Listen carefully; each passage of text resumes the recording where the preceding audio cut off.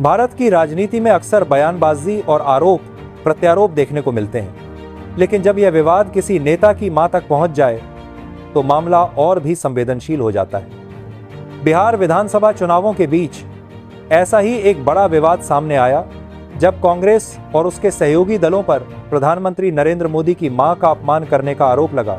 इस घटना ने न केवल बिहार की राजनीति को गरमा दिया, बल्कि पूरे देश में भावनात्मक बहस छेड़ दी।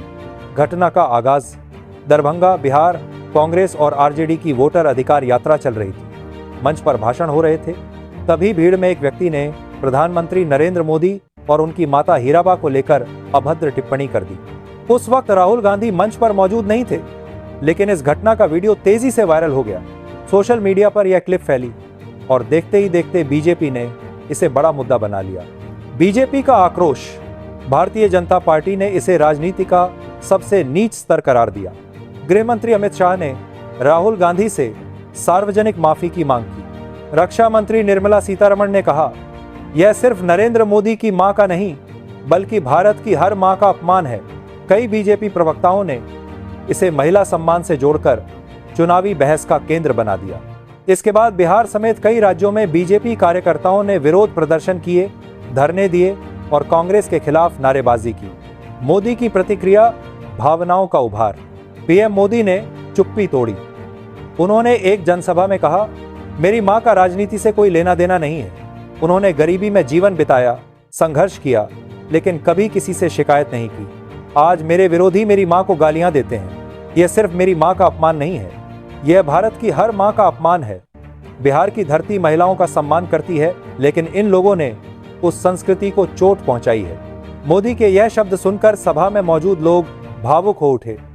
तालियां और नारे गूंजने लगे, भारत माता की जय, मोदी मोदी, चुनावी रणनीति, भावनाओं को हवा। बीजेपी ने इस मुद्दे को महिलाओं और परिवार की इज्जत से जोड़कर चुनावी रणनीति का हिस्सा बना लिया। बिहार के गांव-गांव में कार्यकर्ताओं ने कहा, जो नेता किसी की मां का सम्मान नहीं कर सकता, वो जनता की मां बेटियों की इज्जत क्या करेगा। महिलाओं को विशेष तौर पर संबोधित किया गया।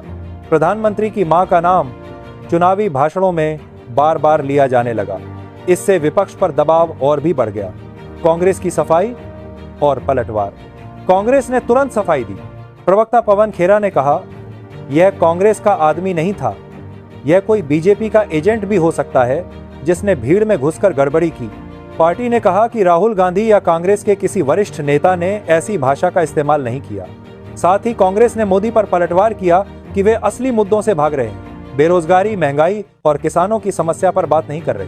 कांग्रेस ने यह भी याद दिलाया कि सोनिया गांधी को पहले बीजेपी नेताओं द्वारा अपमानजनक शब्द कहे गए थे, तब मोदी जी चुप क्यों थे। कांग्रेस का सवाल था।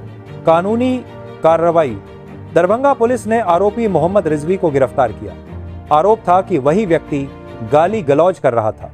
बीजेपी ने राहुल गांधी और अन्य कांग्रेस नेताओं के खिलाफ शिकायत भी दर्ज करवाई, यह कहते हुए कि मंच पर मौजूद होने के बावजूद उन्होंने रोकथाम नहीं की। जनता की प्रतिक्रिया। इस पूरे घटनाक्रम का असर जनता पर गहरा पड़ा। कुछ लोगों ने कहा कि राजनीति में असहमति हो सकती है, लेकिन मां बाप को गाली देना शर्मनाक है। तो वहीं कुछ लोग इसे चुनावी मुद्दा बनाने पर बीजेपी की आलोचना करने लगे। गंभीर मुद्दे छोड़कर नेता निजी मामलों को तूल दे रहे हैं। सोशल मीडिया पर भी बहस छिड़ गई। ट्विटर, एक्स, फेसबुक, इंस्टाग्राम पर मोदी की मां, कांग्रेस इंसल्ट और रिस्पेक्ट मदर्स जैसे हैशटैग ट्रेंड करने लगे। चुनावी असर। बिहार की राजनीति हमेशा जातीय समीकरणों और भावनाओं से प्रभावित रही है। बीजेपी ने इसे मां का अपमान बनाकर महिलाओं और पारंपरिक मतदाताओं की सहानुभूति बटोरी। आरजेडी और कांग्रेस बैकफुट पर दिखाई दिए, क्योंकि उन्हें लगातार यह सफाई देनी पड़ रही थी कि गाली कांग्रेस का आदमी नहीं था। राजनीतिक विश्लेषकों ने कहा, बीजेपी ने इस एक घटना को बड़े चुनावी हथियार की तरह इस्तेमाल किया। मोदी ने इसे अपने निजी दर्द से जोड़कर जनता की भावनाओं से सीधा संपर्क बनाया। बड़ा सवाल, यह घटना एक गहरा सवाल छोड़ जाती है। क्या राजनीति इतनी गिर गई है कि अब परिवार और माता पिता को भी इसमें घसीटा जाएगा? क्या नेताओं को व्यक्तिगत हमलों से परहेज नहीं करना चाहिए? और क्या जनता असली मुद्दों से भटक जाएगी जब चुनावी बहस निजी अपमान और भावनाओं के इर्द गिर्द घूमने लगेगी? समापन। आखिर में यह कहना गलत नहीं होगा कि नरेंद्र मोदी की मां पर की गई टिप्पणी ने देश की राजनीति को हिला दिया। जहां एक और बीजेपी ने इसे हर मां का अपमान बताते हुए जनता की भावनाओं को जगाया, वहीं कांग्रेस ने इसे राजनीति का ध्यान भटकाने वाला हथकंडा करार दिया। सच चाहे जो भी हो, लेकिन यह विवाद आने वाले महीनों तक चुनावी रैलियों, टीवी डिबेट्स और अखबारों की सुर्खियों में गूंजता रहेगा। गांव की चौपाल पर बुजुर्ग कहते, नेता चाहे कितने बड़े हों, किसी की मां को गाली देना बहुत गलत है। राजनीति में मतभेद होना अलग बात है, मगर मां का अपमान कौन सहन करेगा? युवाओं में दो राय थी।